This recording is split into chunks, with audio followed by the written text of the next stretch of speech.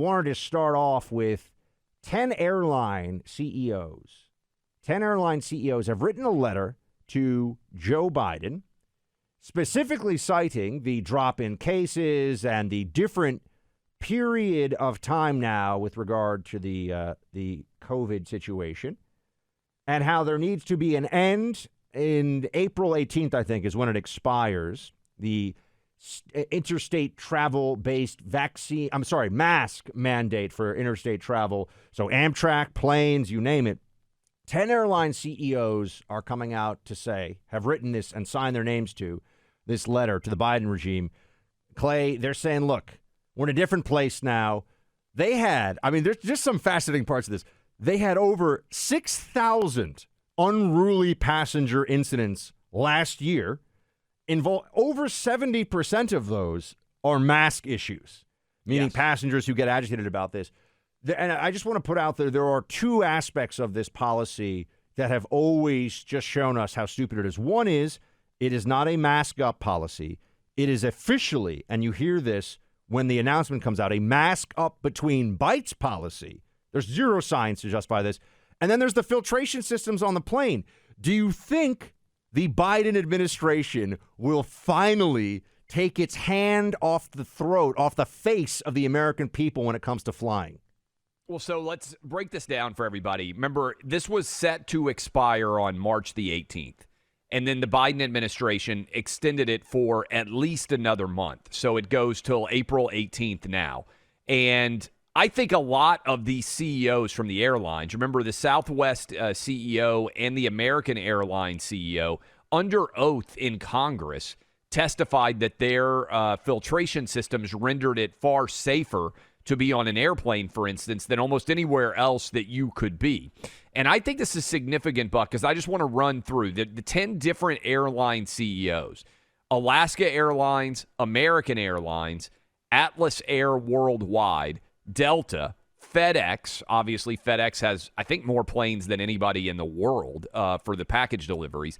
Hawaiian Airlines, JetBlue Airways, Southwest Airlines, United, UPS, and then someone from Airlines for America. So this is about as extensive. If you fly on a domestic air travel in the United States, the CEO of your airline, probably that you are flying most frequently, came out and said, this is a mindless, it doesn't make any sense. They wrote a direct letter to Biden, and they laid out the fact that the data, again, I know the Democrats claim to be the party of science, but they have all different sorts of protocols, and they basically just laid all the data out of why they are completely unnecessary as it pertains to mask mandates going forward. Now, here's the question, Buck.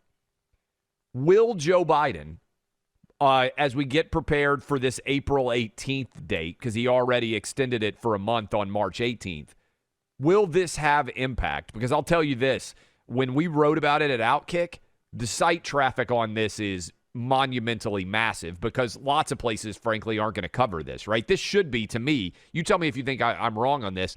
I don't understand how this isn't front page news if you're just being honest about what news is. For the New York Times, for the Washington Post, I don't know how it's not being covered by CNN and MSNBC. To get 10 airline CEOs to all write a letter to the president laying out why there's no basis whatsoever to justify a mask mandate. And here's the other thing I would say. I'd call on these CEOs to rescind all of the bans of the people that were banned over mask mandates. Because, look, you talked about 70% of them, of the airline issues. You know, Buck, you travel. It's high stress. A lot of times you got a kid with you. You're worried about making your flight. You're probably trying to get somewhere on time. And then a flight attendant comes by and is sort of constantly chirping at you about make sure your mask is above your nose. And you can see why people every now and then chirp back, and then those conversations accelerate where both sides get angry, right? It's easy to see how this happens. Yeah, this is also how you knew that Fauci was a fraud very early on, because to say that masks keep you safe on a plane where the air is cleaner than effectively anywhere else when it filtration comes to systems, viruses yes. because of the systems they have on the plane. No one disputes that science. Let's be clear. Yeah, no that's one right. says that the airline CEOs don't know what they're talking about when it comes to the air filtration systems on their planes. So that's not in dispute. But beyond that, as I said, the mask between bites policy meant that there was always an arbitrary and capricious nature of the enforcement of this. Yes. It was, did the airline attendant happen? And by the way, I know we have airline attendants who listen to us, and they're great patriots. They're awesome people. I'm not talking about you. If you were one of the people who were like, sir, look, would you mind? Because, other passengers might flip out. There were those people, and I experienced that, and I get it. They want to keep their jobs. They didn't want complaints about them, right? About the airline attendant not enforcing it. But then there were the people. I mean, I will never forget. I had a male airline attendant tell me, my mask, look, and he yelled at me, your mask is too thin, sir. Put on a different mask. And I'm looking at this guy. I was like, you are a true moron and a fascist. Do you realize that? I wish I had said that, but they would have kicked me off the plane. This shows us how stupid it was the whole time. And I think it's important, Clay, and it should be a bigger news story. And I'm glad that Outkick.com, I'm glad that Outkick is doing huge traffic on it, because people need to know we need normal now. We don't need the continuation. This is like the frisking of Granny from Oklahoma in her wheelchair as a possible suicide bomber risk on the airplane. Remember that? We saw those videos. This is the equivalent policy of making veterans strip down and have the TSA imbecile checking to see if a veteran's prosthetic is maybe smuggling a weapon onto the plane. This is crazy, and it was never smart. It was never rational. It was never reasonable. And the Biden administration, this is a really interesting moment, Clay, because how are they going to say the science is with them on this? Like, what is the argument even? There isn't. It's a great question, and I don't know how they respond to this. I mean, I understand Biden's overseas right now with NATO, but I hope that there are White House media that will hold him accountable and ask him, given the science, you claim that you are the party of science. There's no way. I mean, again, I think this is wildly significant that all 10 CEOs have signed this letter together. And the reason why I think they're doing it together is it makes it harder to argue and pick and pull apart one of them or the other of them. And remember, Buck, we got to give credit. There are a lot of different airline pilots now who have filed a lawsuit arguing that the CDC doesn't have the authority to continue to implement this policy as it pertains to air travel. And also, I think it's significant that the Senate, by a 57-40 margin, if I'm not mistaken, which is given where we are at 50-50 era where there's almost no bipartisanship. Remember, Mitt Romney was the only imbecile who voted against a Republican who voted against the mask mandate being lifted. This is pretty significant when you put all that together. And I wish that we could get a case accelerated to the Supreme Court, because in the same way that they struck down the vaccine mandate as exceeding the authority of OSHA, I think there is an argument that after 2 years, the CDC has exceeded their authority to continue to roll this mask mandate as it's being removed everywhere else. See, I go back and forth because on the one hand, I want the stupid policies to end, right? I mean, that is, there's an urgency to that, and because the further we go to the end destination here of actual normalcy, the harder it will be for them, because they want to. Right now, they're preparing for next fall, and and we already said they're going to say there's Florida no doubt doesn't take the virus seriously this summer because they're idiots and they act like no one can remember anything. We have to get to total normalcy now, so that it makes it harder for the pendulum to swing back to lunacy. Fauci's not done. There's going to be this whole effort. And I think that's why the mask mandate on the planes is such an important fight for us to have.